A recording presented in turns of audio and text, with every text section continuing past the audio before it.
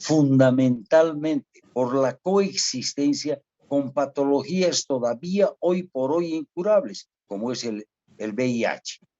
Entonces, generalmente, el epitafio final del VIH es una tuberculosis.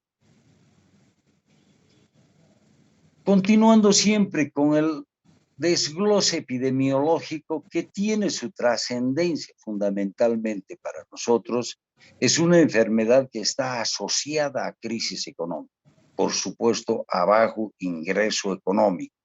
El advenimiento y la coexistencia con el VIH hace que desde 1980 la tuberculosis más el VIH aumenta su incidencia en un 25 al 50%. En cambio, para el 2012, gracias a los retrovirales y además el control permanente a los portadores del virus del HIV, disminuye hasta un 12.7%. En cambio y en contraposición de esta bajada, empiezan a aparecer nuevas formas de tuberculosis, las monodrogas resistentes y las tuberculosis multidrogos resistentes. En el 2012, 450,000 pacientes ya eran monodrogos resistentes, de los cuales casi el 10% eran multidrogos resistentes. Quiere decir un difícil manejo y una situación tremenda para la Organización Mundial de la Salud, porque si tenemos y recordamos la farmacología en nuestra profesión, hace muchos años, más de 15 años, que no se sintetiza un nuevo antibiótico, simplemente se van desglosando y modificando sus moléculas estructurales para de esta forma tratar de contrarrestar las patologías sensibles a dichos medicamentos. Siempre que en la epidemiología, 1/3 de la población mundial se supone que está infectada o es portadora del bacilo de Koch. 10 millones de casos se reportan activos, o sea, bacilíferos en potencia e infectantes. 2 millones se reporta de muertes cada año.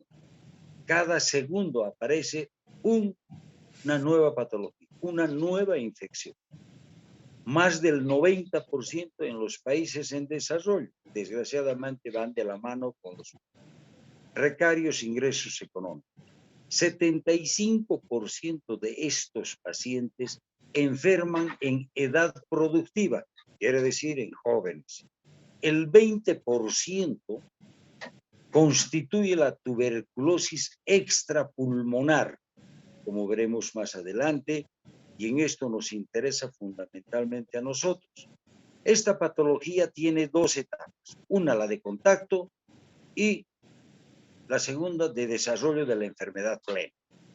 Hay 2 formas, uno la pulmonar, que representa el 80% de todos los portadores, y el extrapulmonar, que representa el 20%. Infelizmente, dentro de este 20%, el 40% es tuberculosis genitourinaria que nos compete directamente a nosotros. Por eso hacemos hincapié en este porcentaje que es muy llamativo y además hasta espeluznante, diríamos, porque si aparecen nuevas drogas de pacientes multidrogos resistentes, nos quedamos en medio camino. El grupo etario que más enferma es entre los 20 y los 50 años, con una prevalencia de 2-1 en favor a los hombres. La diseminación siempre es hematógena desde un foco pulmonar. Más o menos, para que tengan una idea, el bacilífero en potencia, mediante las gotitas de fluge, expectoración, contagia.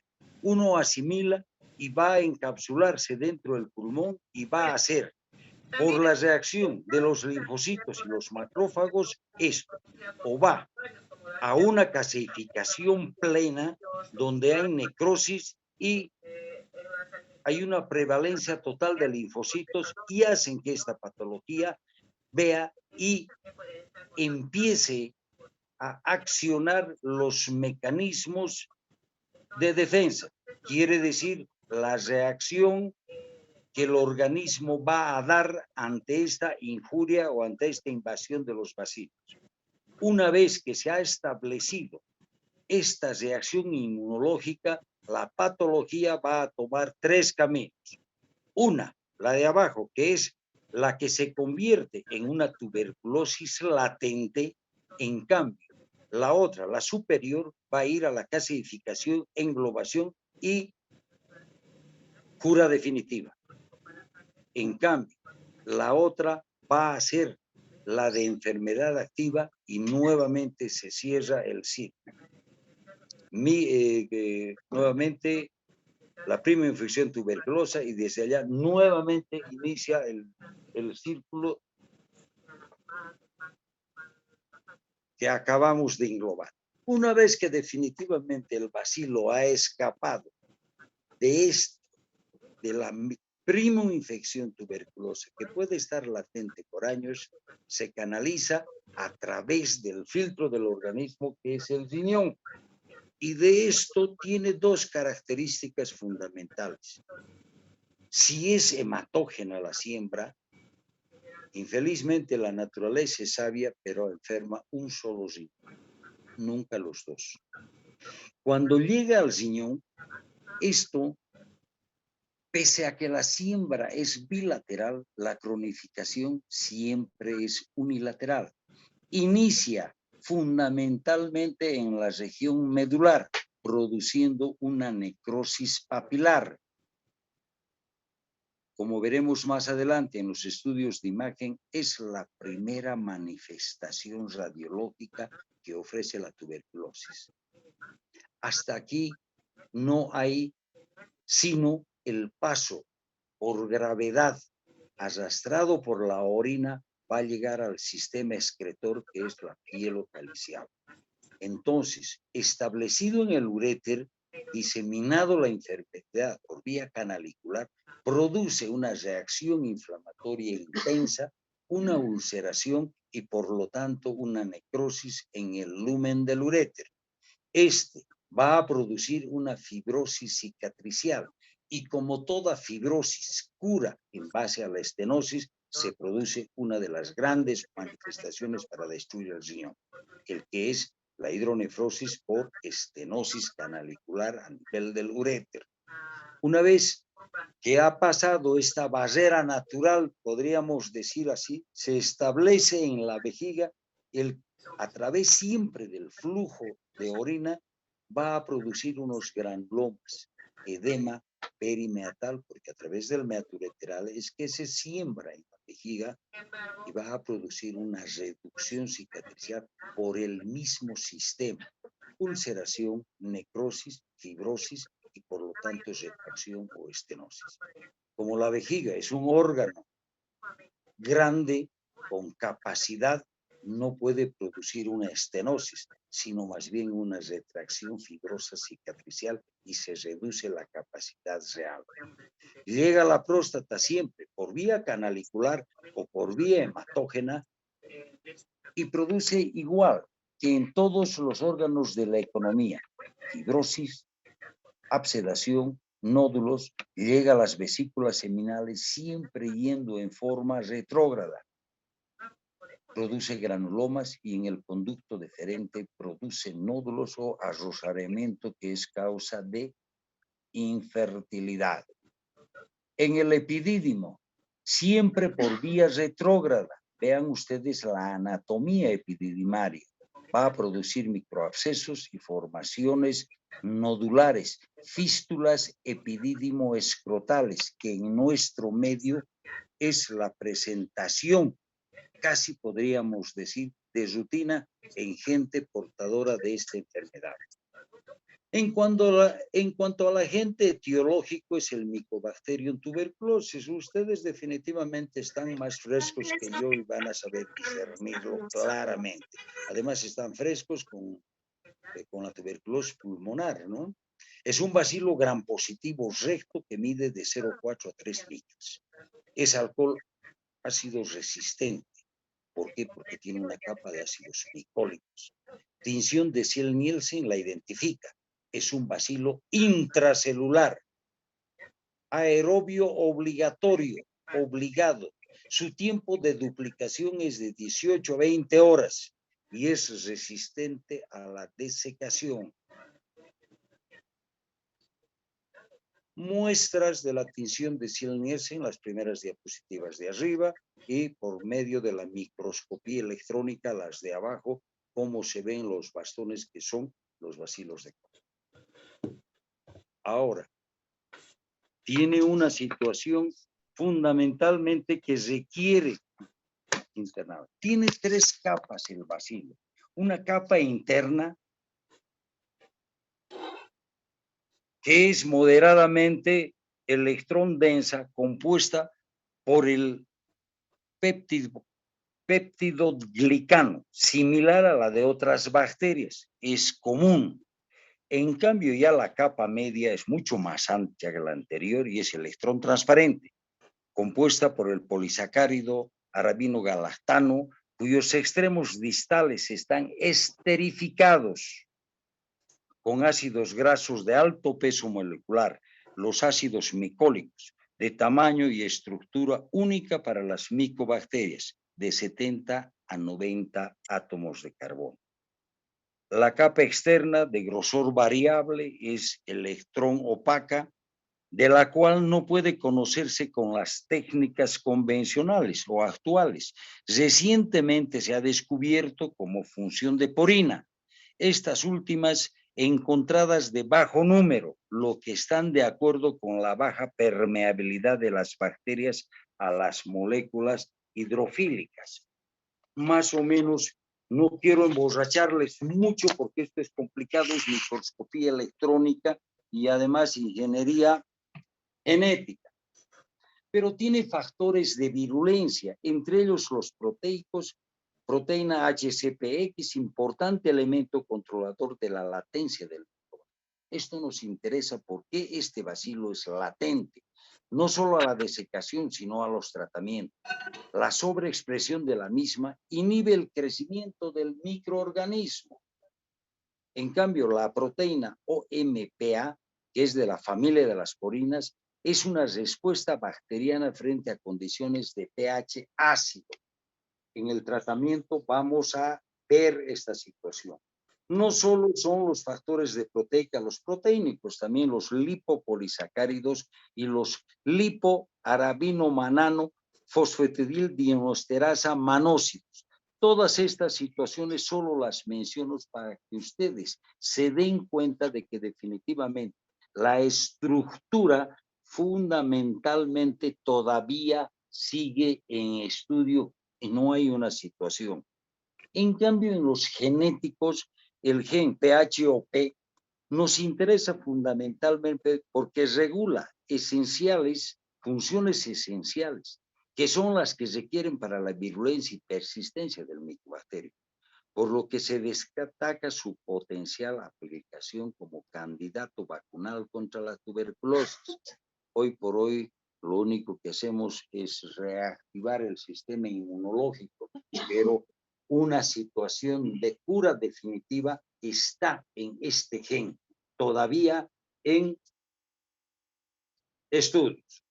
Solo los menciono por esa definitiva situación que nos debe dar, o por lo menos conocer nosotros, de dónde viene la virulencia, de dónde viene la latencia y por dónde podemos ir para encontrar el ideal de una vacuna que verdaderamente proteja. Hoy en día sabemos que la vacuna se debe hacer a las 24 y 48 horas del recién nacido, precisamente para evitar el contacto externo y que ya se pudiera establecer la prima infección tuberculosa. Pese a eso, las condiciones del medio ambiente son desfavorables y persiste esta enfermedad, inclusive en mayor porcentaje en niños. ¿Qué clínica tiene esto? Lamentablemente es inespecífica, es insidiosa, lenta, siempre tendiente a la cronificación.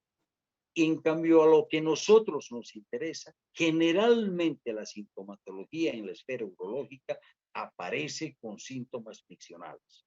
Por lo tanto, hacemos hincapié que el laboratorio de la orina es fundamental, por lo menos para sospechar. El que no sospecha no llega al diagnóstico. La microhematuria está presente en más del 50%. Solo la macrohematuria se presenta en un 10%. En cambio, la leucocituria, que se llama piuria estéril, está presente en más del 90% de esta patología. Los urocultivos siempre son negativos porque son para bacterias convencionales y además de superficie. La evolución crónica es inminente hasta la anulación funcional de la unidad renal enferma. Tiene manifestaciones generales en un 50%, me refiero a la tos, sudoración nocturna, pérdida de peso, emaciación, astenia, adinamia y todas estas cosas que dejo a la imaginación de ustedes. Las manifestaciones renales han de iniciar ya después de las manifestaciones vesicales.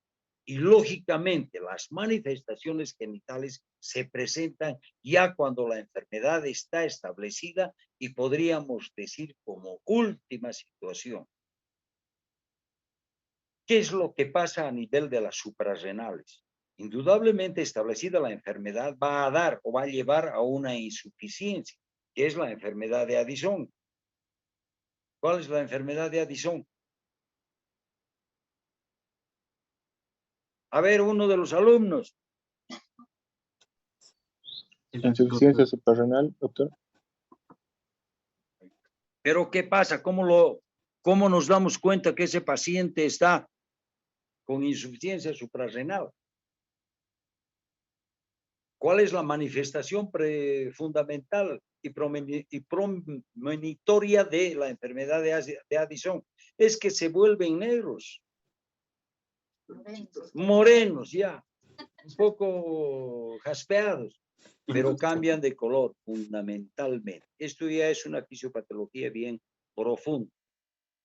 A nivel del riñón, ¿qué va a presentar? Lo que acabo de decirles, microhematuria, hematuria, piuria. Cuando la enfermedad se ha establecido a nivel, ha de presentar una dilatación por estenosis infundibular, va a llegar a una insuficiencia renal y va a haber calcificación a nivel de las estructuras renales. Vamos a ver más adelante, esto es lo que se llama riñón mástico. Se vuelve queso el riñón, para que me entiendan. A nivel del uréter, igual, por una reacción inflamatoria, úlcera, cicatriza, fibrosis, y por lo tanto el resultado es una estenosis. ¿Por qué? Porque es un órgano tubular largo y que todas estas características llevan al establecimiento de esta patología. A nivel de la vejiga hay una estenosis. A nivel de la unión uretero-vesical, una sintomatología que remeda del tracto urinario inferior, que remeda infección que nunca cede. Una vez que las infecciones estamos obligados, cuando se hace reiterativas o se cronifica, a buscar tuberculosis. Y el acápite final es la contractura y la pérdida de la capacidad funcional de la vejiga.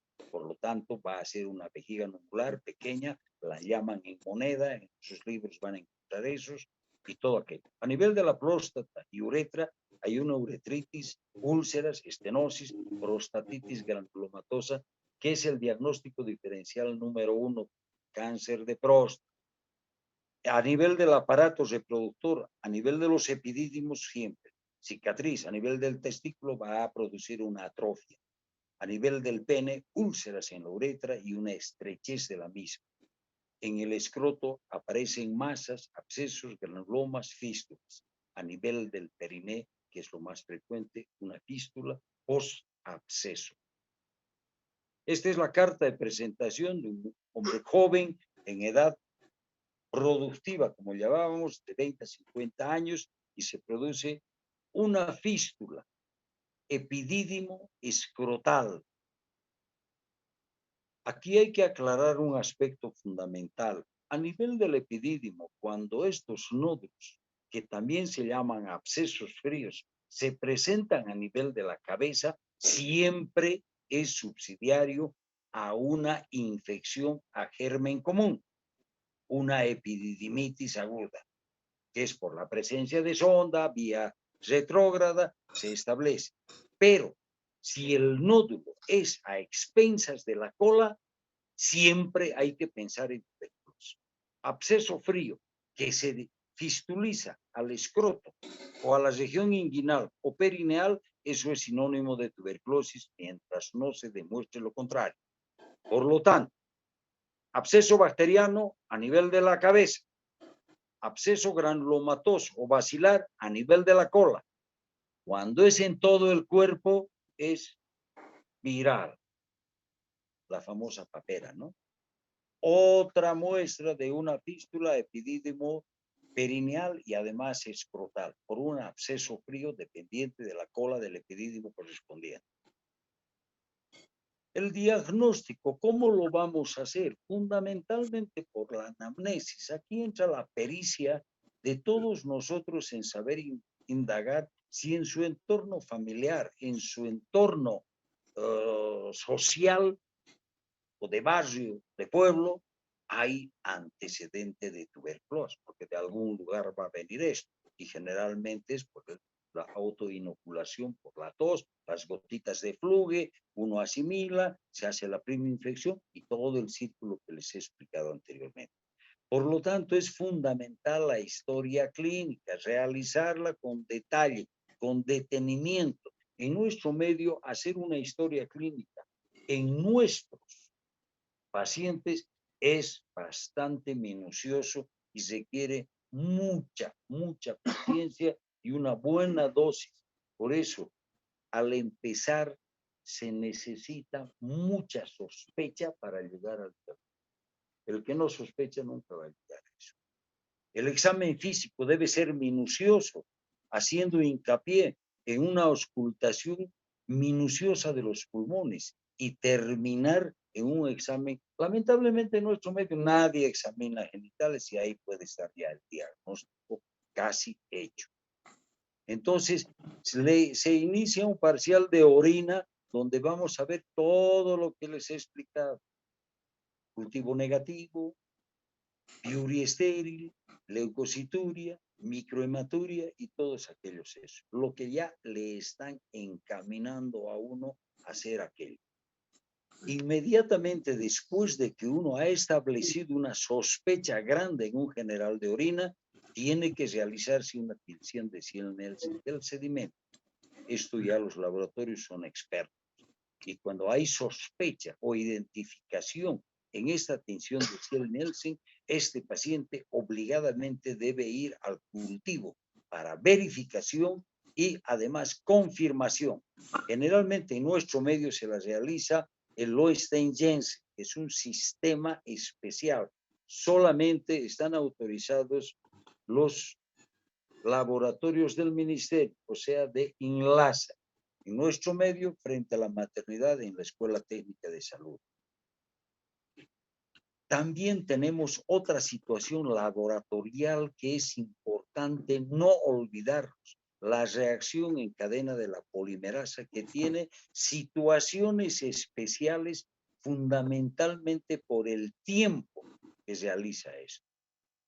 Ya pasando fundamentalmente a los exámenes ya de invasión, tenemos la cistoscopía, tenemos la ecografía, tenemos la urografía excretora, la tomografía para casos muy especiales y lo que nosotros hacemos por vía rápida es extraer la pieza mediante cirugía, la pieza del granuloma sospechoso y el diagnóstico nos dan en 48 a 72 horas por medio de la histopatía.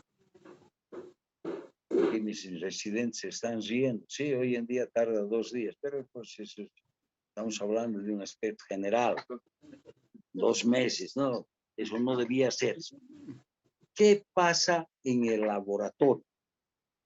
Se tiene que aislar el germen.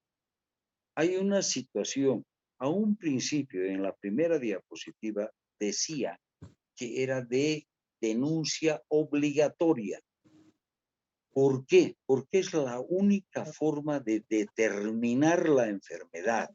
Y la ley epidemiológica en Bolivia indica que ningún paciente se debe empezar el tratamiento sin antes demostrar el bacilo. Por lo tanto, la baciloscopía mediante el VAR o el Cielnexen no es confiable porque seguramente hay en nuestro medio especialmente el Mycobacterium smegmatis y fundamentalmente los grandes tomadores de leche están sujetos a poder contagiarse con Mycobacterium bovis. Esto se hace mediante el Piruvi. Es una situación especial que se hace con penicilina para liquidar todos los Mycobacterium comunes, podríamos llamarlos, y dejar que resurja el Mycobacterium al cual estamos buscando. Dentro de los métodos moleculares, muy pocos laboratorios los realizan. La detección directa del DNA microbiano es el PCR, la reacción en cadena de la polimerasa. Puede detectar más o menos 10 bacilos en la muestra. La sensibilidad es de un 88% y su especificidad es mayor del 95%. Es mucho mejor y mayor sensibilidad que la Cielnexen. Además, el tiempo es vital. La detección es en el mismo día. En cambio, todavía no tenemos en el medio la hibridación de ácidos nucleicos en cultivos especiales. Tiene sensibilidad y especificidad casi en el 100%.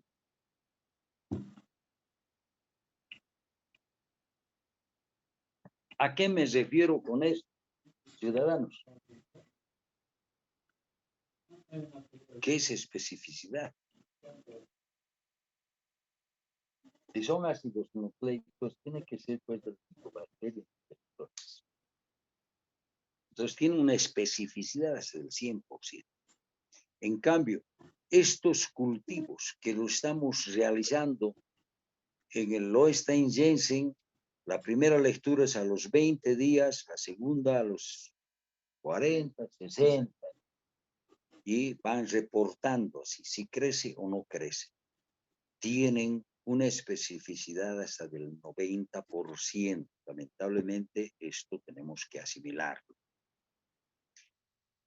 Hasta no hace mucho existía el método BACTEC, que era un cultivo radiométrico líquido con sustrato marcado con carbono 14. Produce dióxido de carbono que se mide cuantitativamente.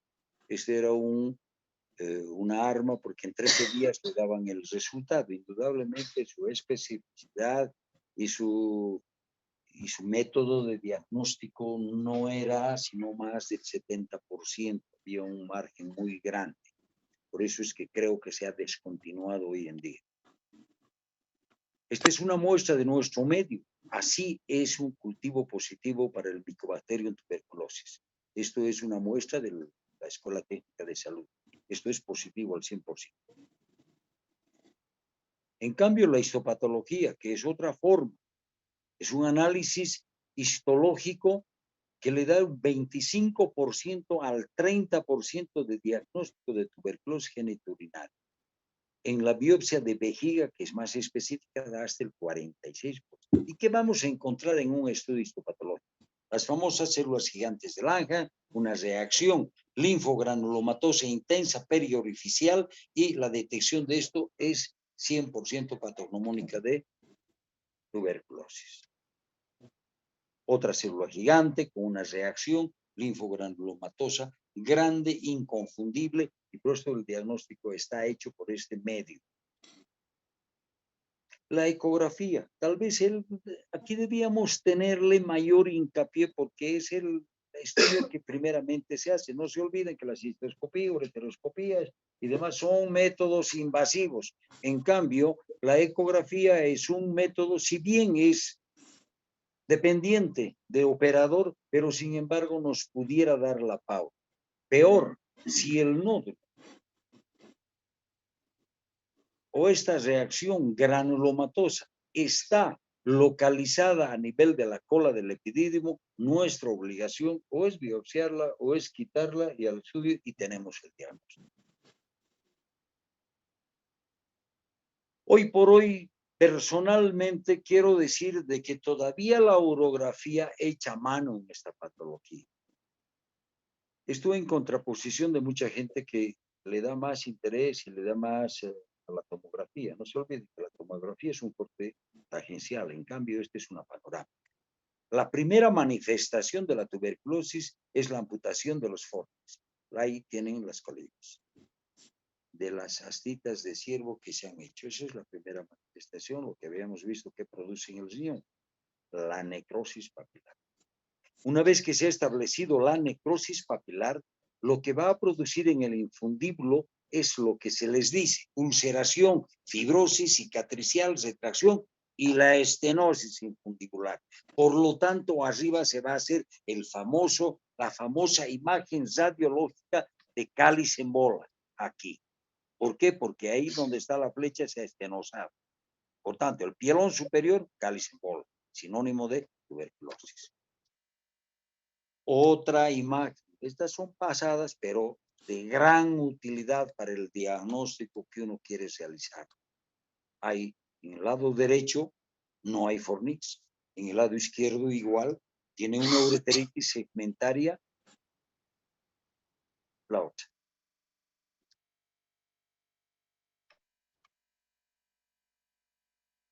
Anulación funcional del lado derecho.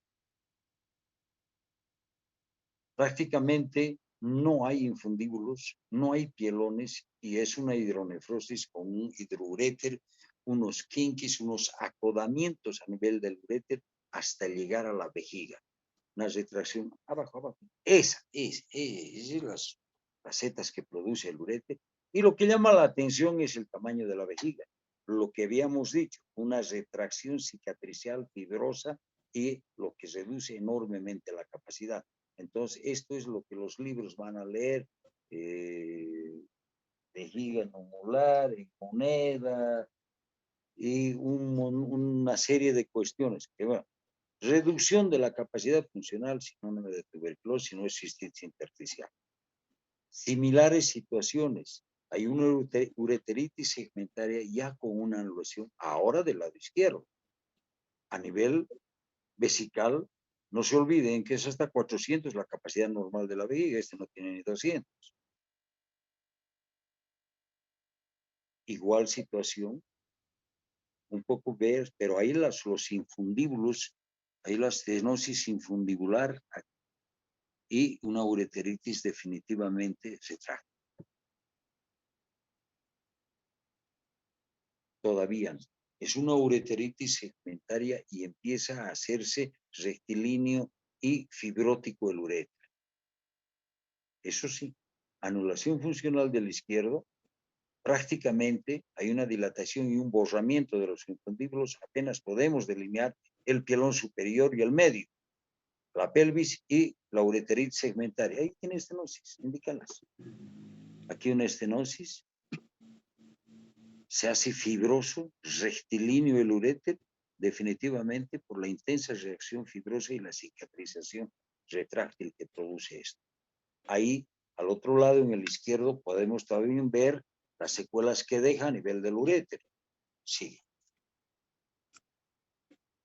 Más vejiga pequeña, ureteritis segmentaria, cáliz en bolas y los quinquis. Y además, el lado izquierdo anulado.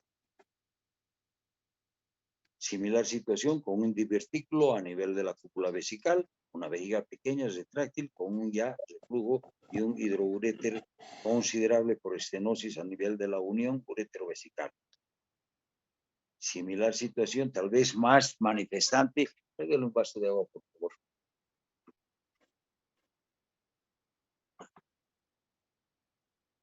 Otras situaciones de similar situación, cáliz en bolas, infundíbulos.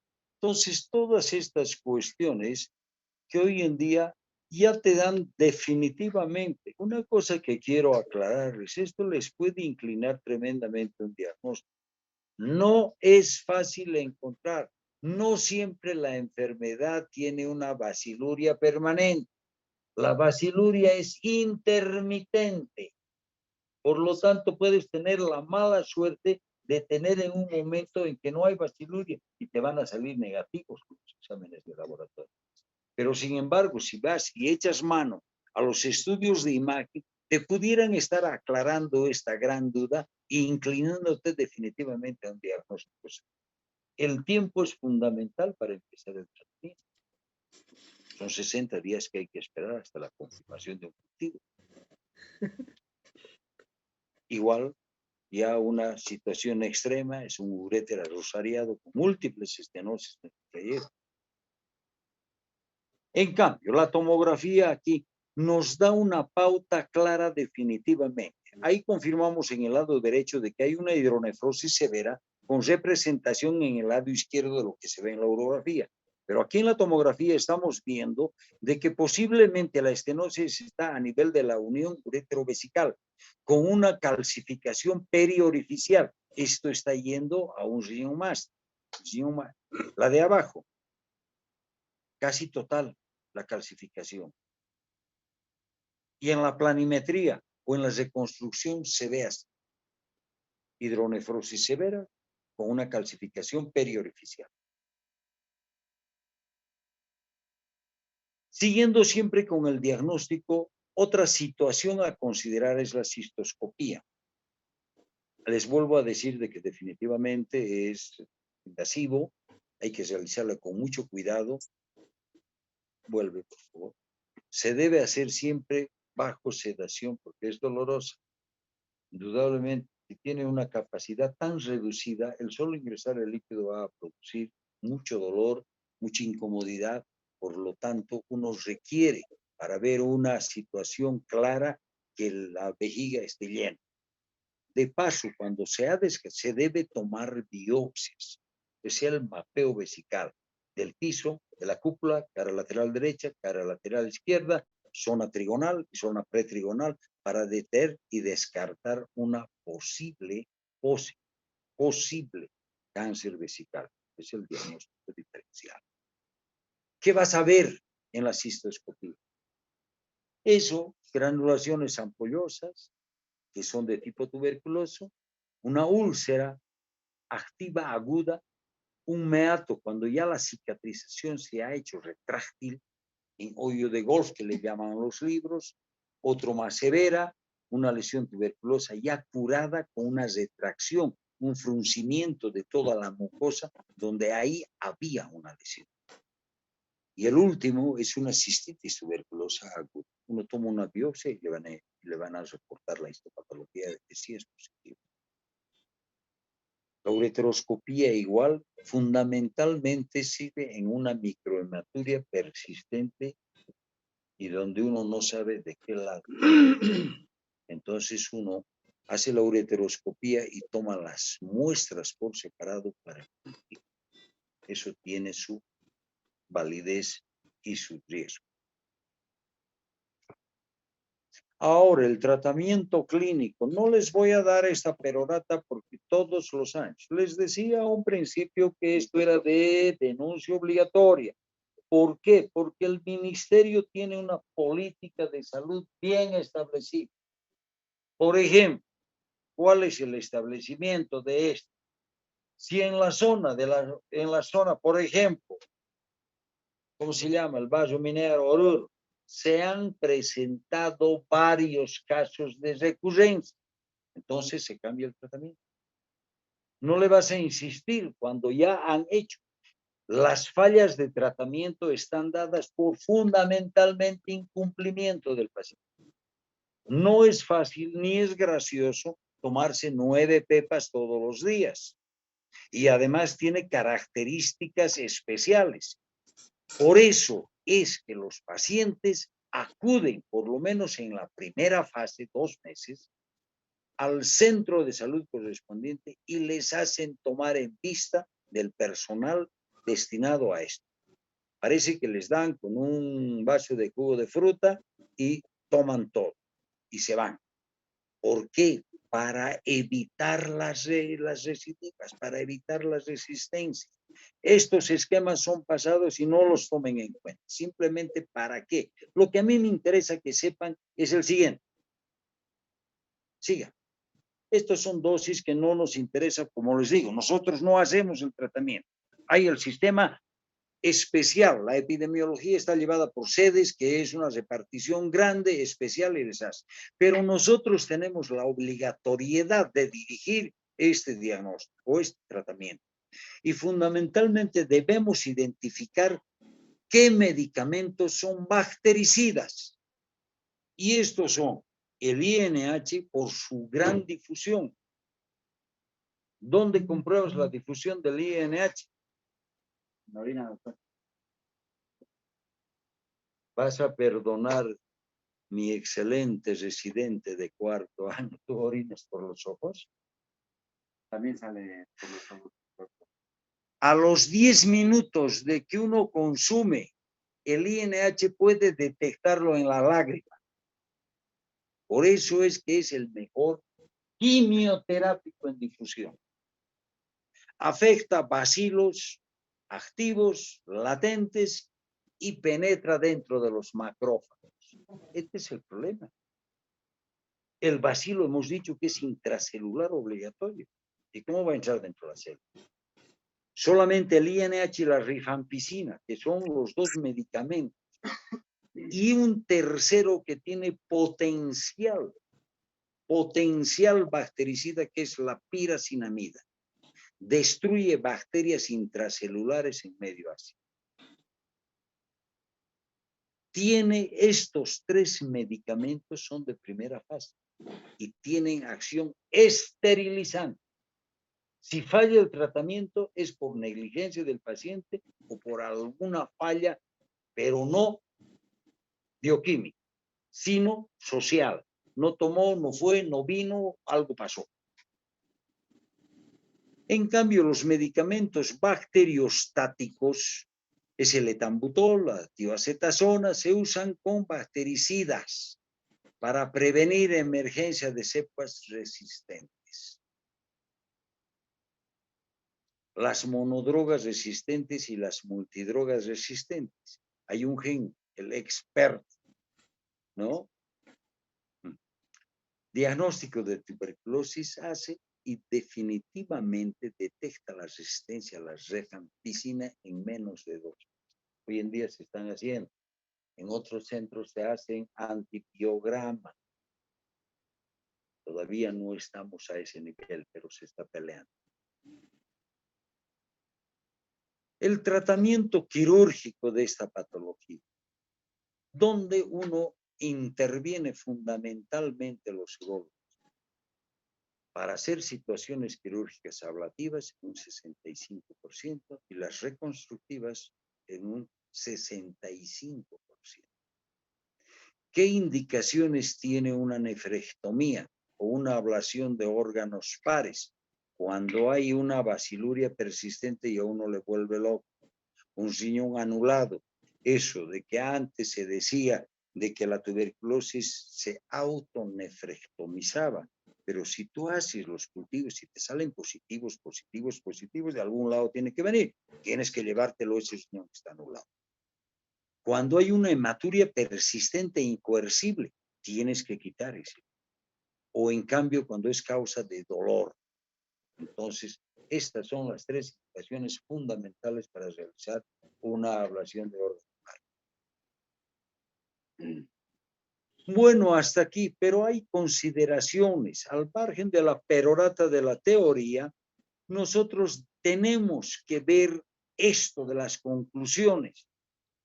Tuvimos la suerte de estar en el exterior y nos pidieron que lleváramos esta realidad que es lacerante de nuestro medio. Es una situación de salud mundial grave.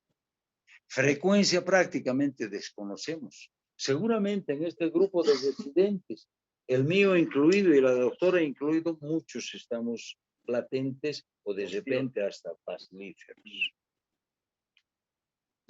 Síntomas iniciales tienen muy poco orientadores, de ahí que definitivamente la sapiencia y la picardía criolla propia de nosotros ha de llevarnos a ser orientadores y formar una historia clínica y llegar a un síntoma.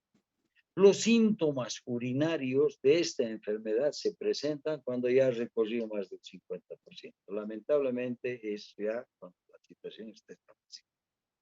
El diagnóstico, como decía, requiere un alto índice de sospecha.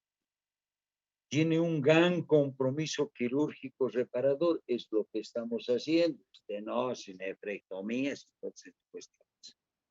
¿Qué situaciones debemos considerar en el tratamiento? Situaciones que están al alcance nuestro. Lamentablemente el uso de las quinolonas retrasa el diagnóstico en 3 meses.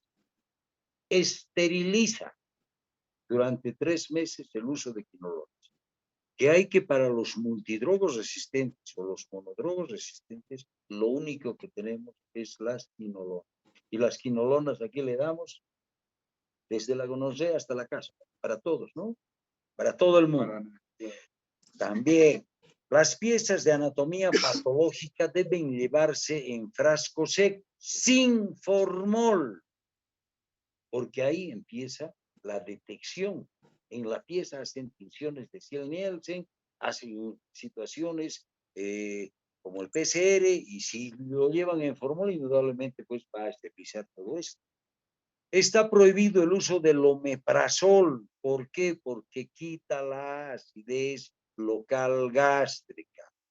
Y lo que estamos diciendo, que la piracinamida fundamentalmente ingresa a los macrófagos, pero en medio ácido.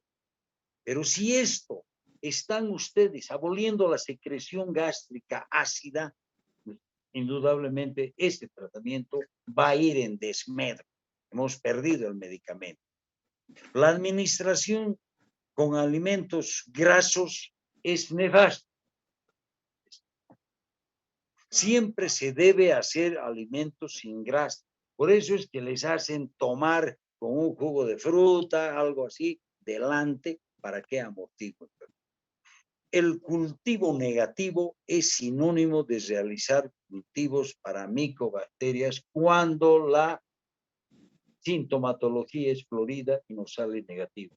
A veces insistimos, es infección urinaria crónica, crónica, crónica, y ahí nos cronificamos. El que se cronifica no es la patología, es el médico. Por lo tanto, debe uno tener un alto índice de sospecha y ir y buscar tuberculosis. Es obligatorio. Bueno, jóvenes, hasta aquí hemos tratado de hacer lo más sencillo posible y lo más conciso. Ahora las preguntas.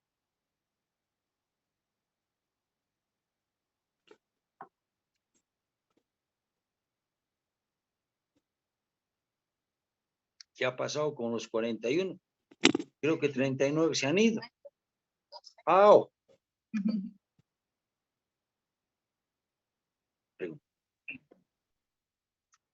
Preguntas, Doctor, jóvenes. buenas noches. Adelante. Una Buenas. preguntita. Lo último que dijo ahorita acerca del omeprazol es que no se le debe dar al paciente omeprazol, ¿no? Está terminantemente prohibido todos los inhibidores de la bomba, ¿no? Omeprazoles, ranitidinas, todo, porque se necesita un medio ácido para la acción de los medicamentos. No se debe dar gastroprotectores. Por eso es que se les da un vaso de, ni siquiera leche, porque la grasa también inhibe la absorción. Por lo tanto, es un vaso de jugo de fruta con agua y listo. Muchas gracias, doctor. Otra pregunta.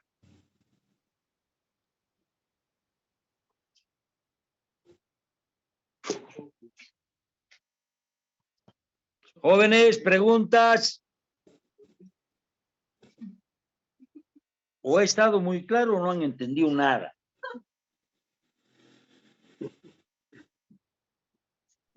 Ha estado todo claro, doctor.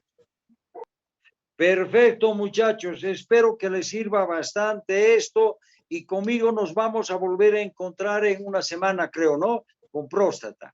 Bien, jóvenes, si no hay más preguntas, de repente alguno atrasado. Bueno, jóvenes, gracias. Hasta luego.